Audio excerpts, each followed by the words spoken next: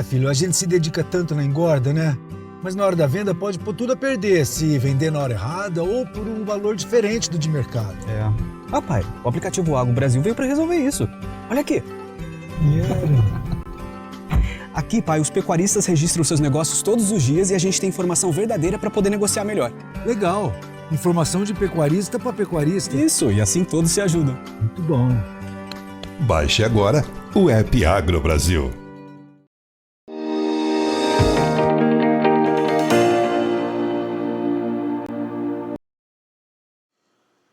Muito bem, estamos de volta com os nossos boletins. Está na hora de falar sobre o mercado do boi. Os preços da arroba vêm se consolidando aí, vem buscando inclusive novos patamares de preços, pelo menos tentando buscar novos patamares de preços. A gente tem visto que R$ 315 em São Paulo já é uma referência e já começam a aparecer com mais frequência os negócios aí na casa dos R$ 320.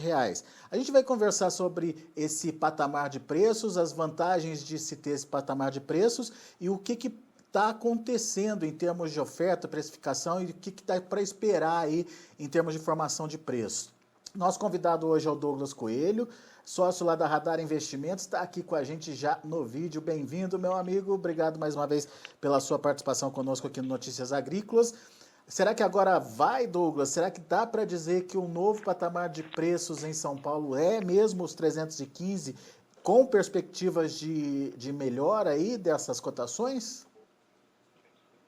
Muito boa tarde, meu amigo Alexander. Muito boa tarde a todos os amigos do Notícias Agrícolas. É sempre um prazer falar com vocês.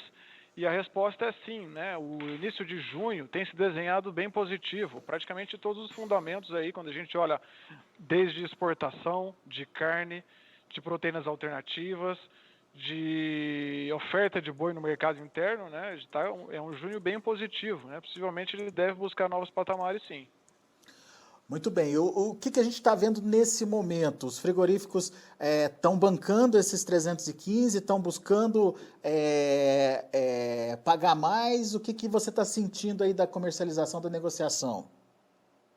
O mercado, principalmente no final da semana passada, ele ficou bem truncado, né? Porque a gente teve um feriado na quinta-feira que tira praticamente 2 dias, né, de negociação, né, de compra, então deixa uma semana mais morta.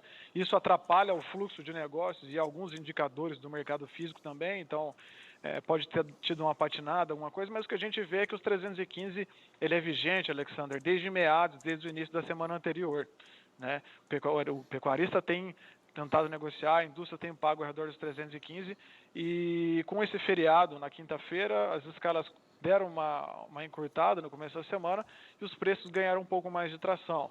Nossa referência aqui em São Paulo da Radar Investimentos já era 315, mas com as altas dos preços de balcão que a gente tem observado hoje e ontem, possivelmente ela deve ficar mais próxima de 320. E como é que estão as escalas, Douglas? As escalas também tiveram uma evolução pequena, ligeira, com esse aumento de preço, né? No começo da semana era uma escala mais próxima aí de 4 dias úteis, ontem aí 4,2, hoje mais próximo de 4,8. Alguns frigoríficos pagando mais conseguiram alongar um pouco mais as programações. Mas assim, o apetite continua, né? Sempre tem buracos, pulos ou falhas a serem preenchidos dos dias que a gente conversa, né? Por exemplo, uma escala está para outra quarta-feira, mas tem umas 2, 3 viagens aqui para ser completadas para segunda-feira. Esse é o panorama praticamente geral. Muito bem, mas não significa que eles estão conseguindo alongar demais as escalas. De 4.2 para 4.8 é importante de ser registrado, mas não é nenhum grande avanço das escalas, né, Douglas? Não, seria mais do mesmo. A gente já viu um patamar próximo, assim, próximo a maio, né, em meados de maio. Então, talvez seja uma ligeira recuperação, não um avanço tão relevante assim. O feriado na semana passada que fez a coisa ficar um pouco mais, minguar um pouco mais esse volume negociado. E agora retomando com preços mais altos. Muito bem, então vamos para os detalhes. Os motivos você acabou citando aí, exportação em alta, elevação dos preços da carne, tanto as alternativas quanto a bovina, né? E a oferta encurtando de animais. Vamos começar com a oferta, Douglas. O que esperar da oferta daqui para frente? Bom, a oferta a gente não precisa esperar muito animal de confinamento, né? Principalmente nesse primeiro giro.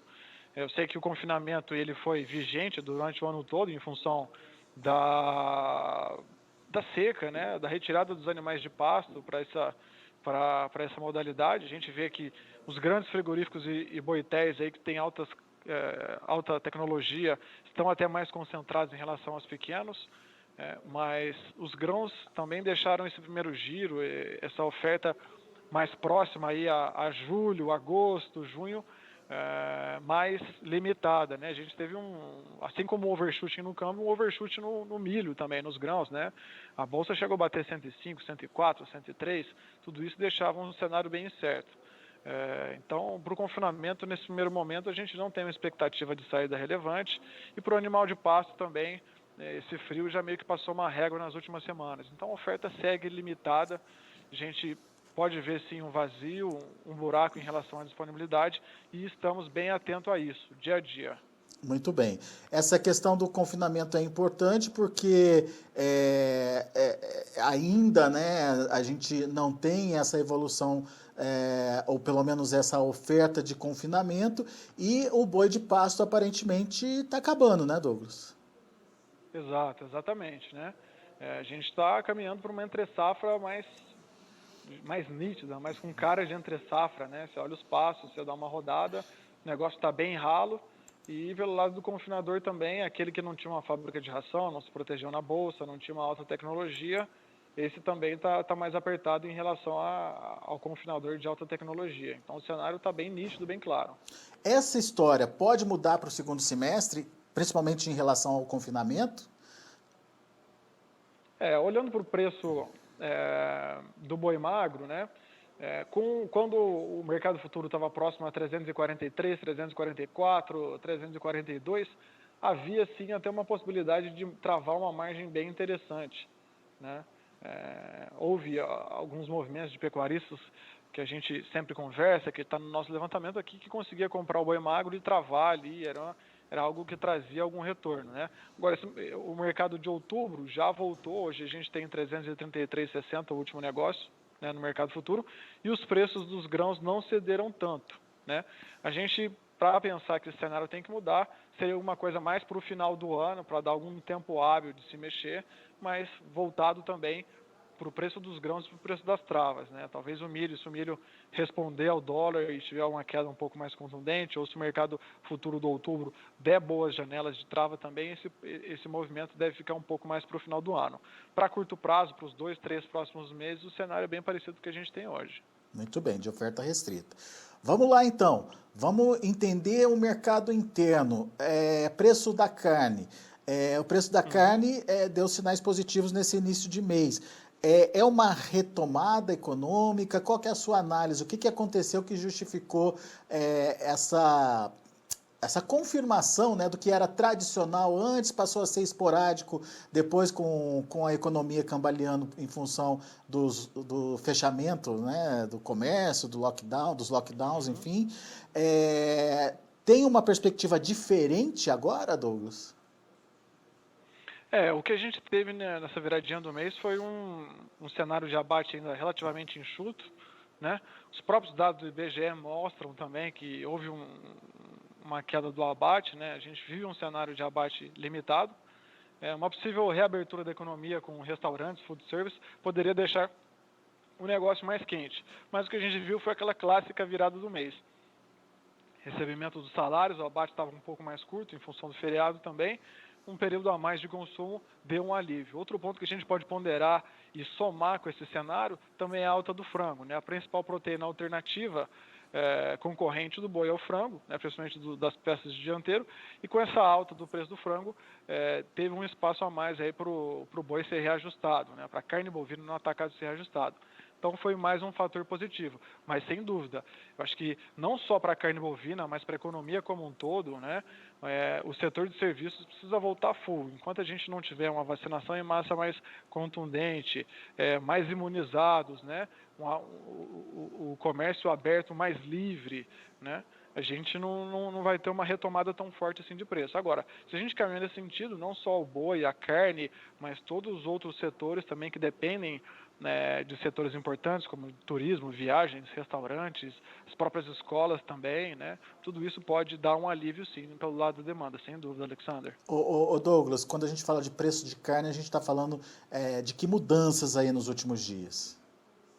A gente começou junho com uma carcaça casada ao redor de 19, no começo dessa semana já foi para 19,20, 19,30 e hoje a gente tem uma referência mais próxima aí de 19,52.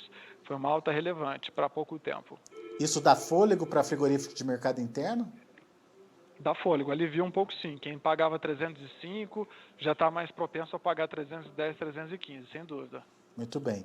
E para exportação, Douglas, o que a gente pode esperar? Eu pergunto isso porque, apesar da gente ter tido esses 3 primeiros dias de bom desempenho, a gente tem a contrapartida aí do dólar, né? Que meio que tira um pouquinho aí da competitividade da carne brasileira. Isso vai ser um problema, Douglas? Sem dúvida. Talvez não seja um problema, Alexander, mas deve ser um ponto de atenção. A gente tem que ficar bem atento a isso, né? O Guedes já até deu uma entrevista, né, no início da semana, falando que aquele 5,70 era um overshooting. Dificilmente a gente vai ver alguma coisa nesse patamar em curtíssimo prazo. Então a gente já deve trabalhar com mais próximo desses 5. Quando a gente olha as projeções do Banco Central, das principais casas de análise independentes, dos bancos, eles têm 4,80 e tem 4,95 para o final do ano. E o mercado já está sambando ao redor disso aí. Então, esse 5 também continua sendo positivo para as exportações, sem dúvida, principalmente para os importadores, para os exportadores, isso dá um fôlego para comprar ainda matéria-prima no mercado interno, mas se houver um overshooting também, do mesmo jeito que houve um overshooting para cima, se houver um overshooting para baixo do dólar, abaixo dos 4,80, 4,90, é bom a gente colocar a barba de molho e ficar bem atento em relação a isso aí. O contraponto da questão do dólar é que o nosso principal importador, a China, está mais refém do Brasil em relação aos anos anteriores, aos meses anteriores, né? Por quê? A Austrália enfraquecida, a Argentina enfraquecida, o Uruguai não tem volume. Então o Brasil ainda continua com muito volume, qualidade e preço atrativo. Então isso sustenta as nossas exportações para aquele país, que já leva boa parte da nossa produção, né? A China, quando a gente olha em consumo per capita de carne bovina, ela vem de uma base pequena, né? Mas vem de um crescimento constante. E isso, em longo prazo, é muito saudável. Então a gente está bem confiante aí. A exportação deve continuar como uma via importante do escoamento da produção. O ponto de atenção é o dólar, mas nosso principal importador está com fome e ávido como nunca. Boa. Resumindo, perspectivas são boas, então, para a arroba, Douglas? Sim, junho começa com o pé direito, a gente tá bem otimista em relação a isso, né? Por quê? Porque a gente tem uma conjunção de fundamentos apontando para a mesma direção.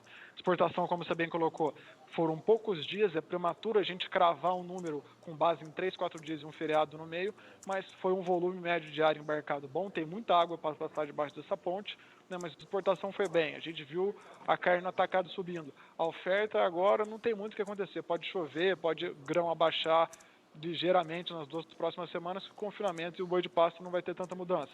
Então a oferta deve continuar limitada. Então a gente está com uma perspectiva um pouco mais otimista assim, para esse mês. Boa. Meu amigo, obrigado mais uma vez pela sua participação conosco aqui no Notícias Agrícolas e volte sempre, Douglas.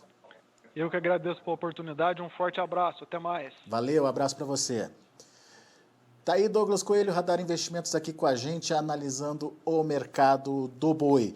A gente tem aí um mercado trabalhando forte, tentando buscar novos patamares de preços. Obviamente que a gente precisa entender toda a movimentação a partir de agora. Afinal de contas, a gente tem já um recuo da oferta e, como o Douglas bem destacou, não tem animais de confinamento em disponibilidade suficiente para atender uma possível demanda mais agressiva aí. A gente ainda tem uma China bastante dependente da carne bovina brasileira. Sem a Austrália e sem a Argentina, o Brasil é o foco de compras de carne bovina aqui do Brasil e, portanto, o dólar não seria, nesse momento, um empecilho aí para a continuidade das compras dos chineses. E aqui no mercado interno, a questão da demanda que apesar de não ser das mais fortes, das mais pujantes, é suficiente para fazer o preço da carne subir nesse início de mês,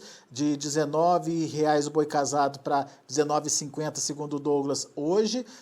E isso também justifica uma dinâmica importante para que os frigoríficos de mercado interno possam continuar comprando, continuar oferecendo maiores preços pela arroba.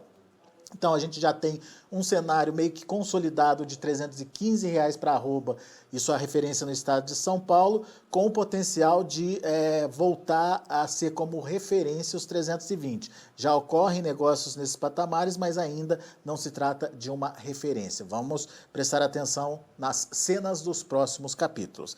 A gente vai ficando por aqui, eu agradeço muito a sua atenção e audiência e lembro a vocês que o Notícias Agrícolas também está nas redes sociais. Você pode acompanhar o Notícias Agrícolas através do YouTube. Para isso, procura a gente lá como Notícias Agrícolas Oficial. Faça a sua inscrição, ative o sininho para que toda vez que tiver um boletim ao vivo, você seja avisado pelo YouTube. A gente tem também o Facebook. No Facebook você segue a gente procurando Notícias Agrícolas. E daí todas as informações no Facebook estarão disponíveis também para você. Instagram, @Notícias Agrícolas, procura a gente lá por @Notícias Agrícolas e da mesma forma fique bem informado através do Instagram e no Twitter, @Noteagri. Quando você aciona o Twitter, você tem aí as principais manchetes, os principais temas que estão sendo debatidos aqui no Notícias Agrícolas ao longo de todo o dia. Então, sigam Notícias Agrícolas nas redes sociais, a gente agradece muito a sua participação e audiência também por lá.